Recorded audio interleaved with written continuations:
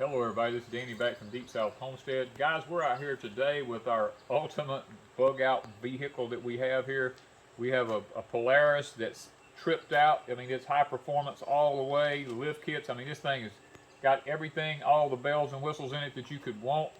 And I know you're looking at me going, but Danny, I don't think you bug out. I thought you was one of these kinds that's going to stay home. Well, technically I am, but there's a lot of different scenarios that can take place, guys. I live in a hurricane zone, and should we get a massive hurricane in here again, and there's timber down everywhere, and I can't get a pickup or I can't get down the roads like I need to get, this particular vehicle here has a winch on the front, it's got a winch on the back.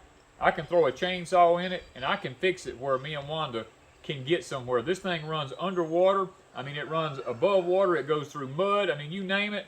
It is designed to do it all.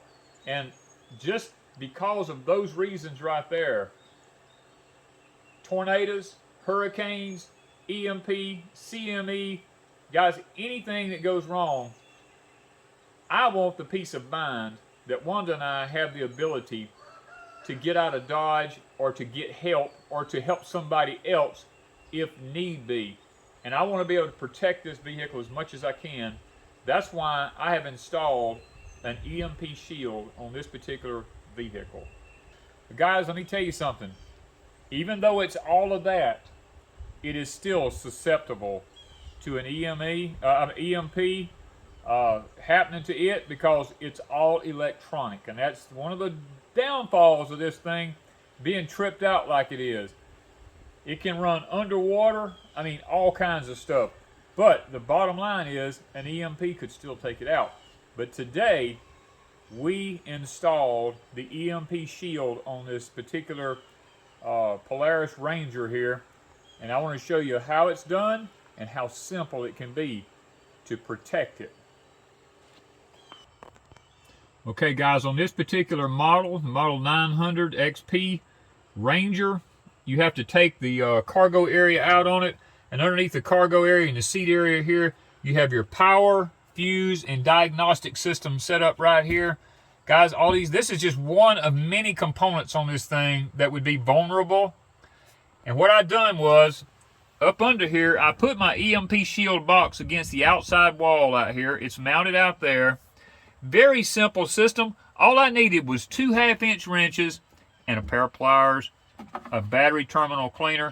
And guys, I will admit, this thing has been put through heck. We run the devil out of this thing. And I did have some battery acid issues on one of the terminals here. I had to replace it with a brand new one. And I taken, and because I got people on the last videos looked at my 12-volt install on my tractor and my truck and said, dude, you didn't clean nothing up or you didn't do anything. I want to show you what I use. These are 2 things here made by CRC that I use on all my batteries. I use this one here, I'm sorry. I use this one to clean everything. I spray it down. I kill all the acid on the batteries. I kill all the acid on anything around it. Then I rinse it. I repeat the process. I rinse it again, and then I dry everything off. And then I haven't used this just yet because I wanted to show the video and show it without it right here. But I will be spraying this terminal protector on top of it. And then I even go a step further. I come back and I take my grease out of my grease gun and I cover these terminals all in grease in here. And what that does is that's a protective barrier on top of this that keeps the battery acid from eating my terminals up again. Because guys, what good is anything to you if it gets eat up? So now this particular EMP shield here has a sticky on the back of it and it's stuck to it and it has Velcro. I can actually tear it off and, you know, if I need to. But it also has places for screws in it here. I can put screws and bolts in it here.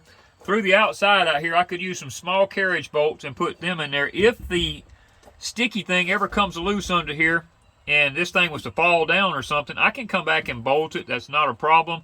I've got some little small stainless bolts I would put in here that would be more than what this would need to hold it. But guys, this is a 3-wire system here. You have a black wire that goes to the negative terminal of the battery. You have a positive wire that goes to the red wire that goes to the positive side of the battery. This red wire has a 20 amp fuse in it right here. that I left right here where I could get to it to check it should something happen. And then it just has a green wire, which is your ground wire that needs to go to the chassis somewhere. And this was a most suitable place for the chassis right here under the seat to mount this to. It worked out really well. I don't cut your wires. I leave them rolled up because, guys, should something happen and I decide to get rid of this particular one and upgrade or anything down the road, I can just take this one right off of here and I can move it right over to another one to save having to purchase another one of these EMP shield protectors. And I encourage everybody, if you have a bug out vehicle, and this would be ours if we had to leave here, this thing is an all-terrain. It will run through anything virtually. That's why we have it.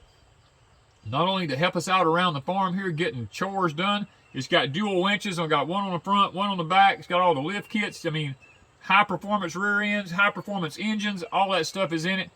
As a matter of fact, Miss Wanda was behind me today on the road, and I've only ever run this thing at half throttle. I'm a little bit nervous to take it full throttle because it just goes too fast for me.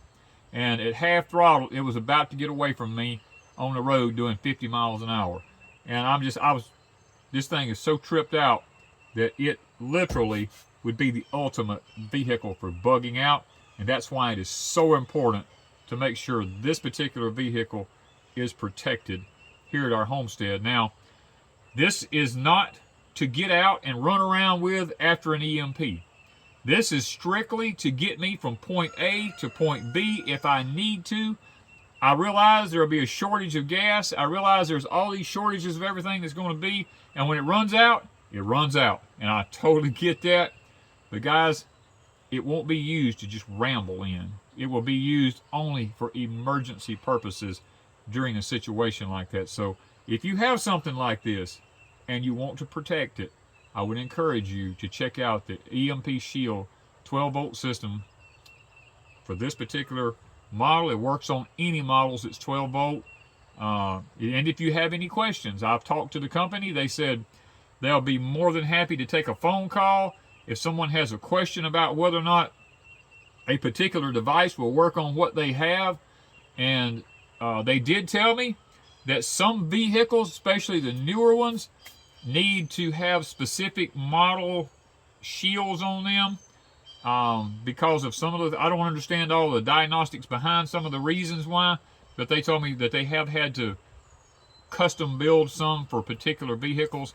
And guys, look, they don't mind doing that for you. So you might want to check them out. We'll leave a link in the description down below. And guys, happy riding. Thank you from Deep South Homestead.